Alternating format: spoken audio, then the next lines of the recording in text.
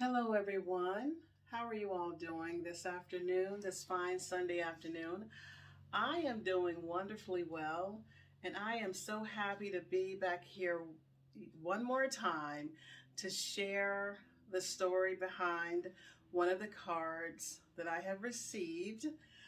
This time, this card is from my younger brother, and it's a special card coming from a special person, and I'm so glad I came across this card. I had forgotten he sent me this card, and I kept looking at it. It kept catching my eye because it's such a pretty card. And it's something that you would think maybe a female would give you, but because it's so pretty. But my younger brother has, some good taste. so, um, this is a card that he sent to me many years ago. I don't even know how many years ago, but it's been a while, probably within the past 10 to 15 years, I would think. So, this is what the front of the card looks like. How beautiful is that? Isn't that a beautiful card? Okay, I'm going to read the card and then I'll share a little bit with you all about my younger brother, okay?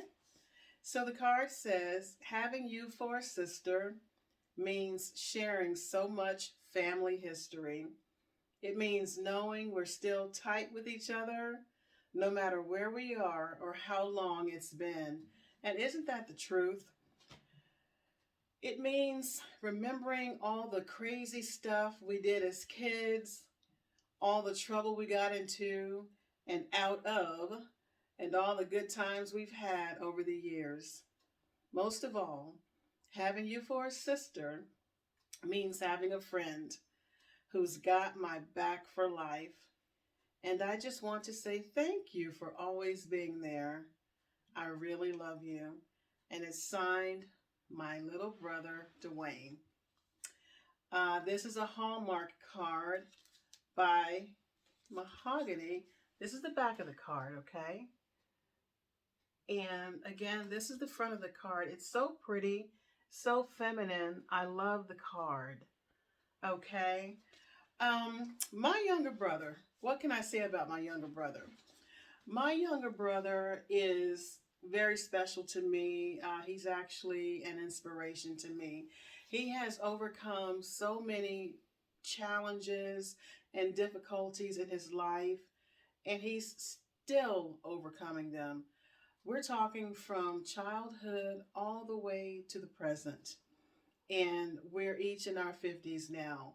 He's had a lot to deal with in his lifetime, uh, and anytime he falls, he rises back up. It's like God just catches him, lifts him back up again. And he probably wouldn't agree that he's any kind of hero or anybody really special, but he is. He's definitely an inspiration to me. Um, there was a time in his life when he was pretty sick, and, he fought for his health and his well being, and he brought himself back from a very, very low place just through discipline, through prayer, um, through drawing closer to the Lord, um, through reading his Bible, through making drastic dietary changes, through now working out at a gym. This is someone who was really, really not in such great health at certain times in his life, but he's still here and he's shining and he's doing well. And he is inspiring me to make some changes in my own life. And I'm grateful to have him as a brother, and I love him dearly. And my little brother has one special talent well, I'm sure he has many talents, but one of the talents that I really like is the one where he's able to take a clothes hanger. Y'all remember those old school metal clothes hangers that you get like from the dry cleaners? Whenever you dry clean your clothes, they give you like these metal hangers. My younger brother can make little pieces of furniture, like a little chair or something, out of a clothes hanger. To me, that's like talent. He's got skills, and that's just the neatest thing. I wish that he would make something for me at some point. It could be a little chair. I don't care, but I just think it's so interesting and so artsy to see the kind of stuff that people can actually come up with. You know, it's like they're the only ones that can dream it up, but they can do it. They can get it done. But I love his little art that he does with the metal clothes hangers. So cool. Um, Now let's talk about this card, okay? Having you for a sister means sharing so much family history. It means knowing we're still tight with each other, no matter where we are or how long it's been. You know, I was talking with some friends and family members just last week about how siblings can just grow apart from each other and become strangers. You grow up together, and then by the time you're 18 and you move on, or by the time you're 21 and you move on with your life, and maybe you live in another state or you go off to college, you get married or whatever. You, at that point in your life, you actually start growing apart from each other. You start building your own families, your own life, your own careers, and you begin to see less and less of family members. You talk to them way less. You call them way less. And time puts so much distance between family members, not only in miles, but like emotionally. You just kind of can grow so far apart that you become strangers. You don't really know them anymore, especially if you have a sibling that's in another state and maybe you haven't seen them in a long time. You don't know what they're doing in their day to day life. And you don't know how they're doing because you can't see them. They can tell you anything. But I think we all need to get back to um, drawing closer to each other through not only through phone calls. I know you can do things through Zoom now. If there's some reason you can't travel to see your loved ones, maybe there's a family group out there that can get together by Zoom and have a little family reunion by Zoom.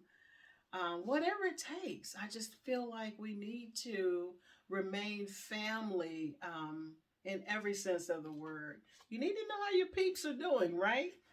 It's just, I just think it's a tragedy when so much time goes by and you don't see your family members for years or even decades.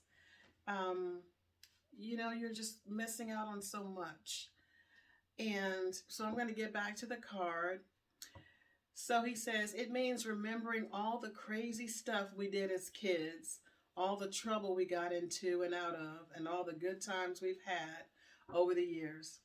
Now, we got into some trouble. I got into some, just like every other little kid, we got into some trouble. I remember one time in particular, this wasn't a time I had gotten into trouble, but my little brother saved my life. And I don't know if he remembers this or not, but we were living in this little city and in Texas, and I almost got hit by a car. I didn't see the car coming, and my brother yelled to me to watch out.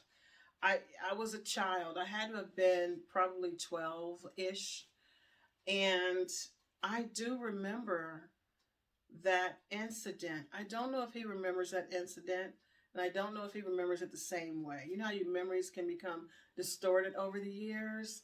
But I remember my brother, um, it, from my memory, saving my life that day and keeping me from getting hit by a car. Um, the trouble we got into, yeah, we got into some trouble. We got into some trouble. We got into a whole bunch of mischief. But anyway, next. So he says, having you for a sister most of all means having a friend. Having a friend who's got my back for life. Isn't that the way it's supposed to be? Shouldn't we have each other's back? A husband should be there for a wife should be there for her husband, brother for a sister, sister for a brother, mother for a child. We are to be there for each other in this lifetime. That's the way it was meant to be. I used to be an introvert, and as I got older, that definitely changed. I'm no longer an introvert. I'm very much an extrovert. I don't like being alone for too long. I don't like being bored. I like to get out there and do stuff. Well, during the time in my life when I was an introvert, I had a conversation with my pastor. And I remember him saying to me, this is Pastor Libby, um, back in my hometown of, not my hometown, but I did live in Maryland for a while.